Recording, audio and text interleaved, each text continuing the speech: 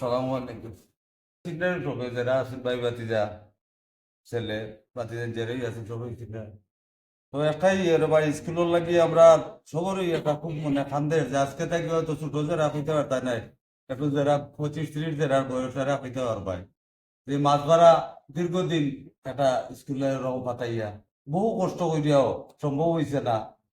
এতে ব্যর্থ হইয়া হওয়ায় যে আমরা মানে কাঁদছে মনে তখন, কিন্তু এই আমরা অর্থনৈতিক ভাবে এরকম সচ্ছল আসলাম না এই মুহূর্তে। যে টাইমে আমরা ইয়ে করছিলাম কেউ যদি 10,000 দিয়ে ইয়ে করবো এরকম হয়েছিল, ইয়ে সামর্থ্য আছিল না আমরা।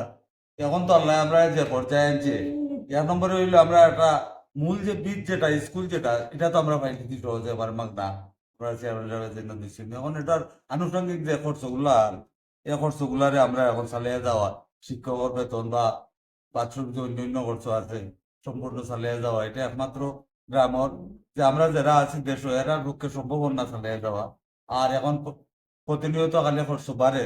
যেমন আমরা আগে ইয়া আছিল 9 পর্যন্ত আছে, নবম শ্রেণী পর্যন্ত আছি, এই জায়গাতে এখন আমরা দশম শ্রেণী পর্যন্ত নেওয়া লাগে। তো দশম শ্রেণী নিতে হইলে আলাদা করে এখান লাগে, শিক্ষক লাগে, তখন দেখা যায় অতিরিক্ত খরচ আর অনেক খরচ হয় ইয়োর। আর ইন থেকে আমরা আমার বাইয়ের আলাপ করছেন বা যেটা আমরাও জানি, 3 লাখ টাকার মতো আমরা একটা অনুদান দান থাকিও আমরা পাইছি। তো এটা তো যথেষ্ট নাই এ খরচ লাগে, প্রতি বছর মিনিমাম 8-10 লাখ টাকার একটা অ্যামাউন্ট লাগবো সম্পূর্ণ খরচ। তা আমার অনুরোধ থাকবো প্রত্যেকের বা বাড়ির লাগে যদি টাকা 20,000 পাঠাওয়ার দায়িত্ব মনে হবে যে স্কুলের লাগে আমি অন্য টাকা 1,000 দিই, এরকম যদি মানসিকতা থাকে আর মনে হয় কোনো জায়গায় আমরা আটকিতাম নাই। আমরা সবার কাছে একই অনুরোধ। আর এরপরে চিন্তা করে দেখো, যেমন এদিক থেকে আমরা একটা বাচ্চা যাইতিব গন্ধাইব, হ্যাঁ এদিকে যাইতিব সংসর্গ হই। একটা বাচ্চা যদি এখন গাড়িও যায় তা তার বাচ্চা প্রত্যেকটা বাচ্চার 100 টাকা ডেইলি লাগবে, এমন সামর্থ্য তো এটা 2-4 মিলি ছাড়া আর কেউ নাই।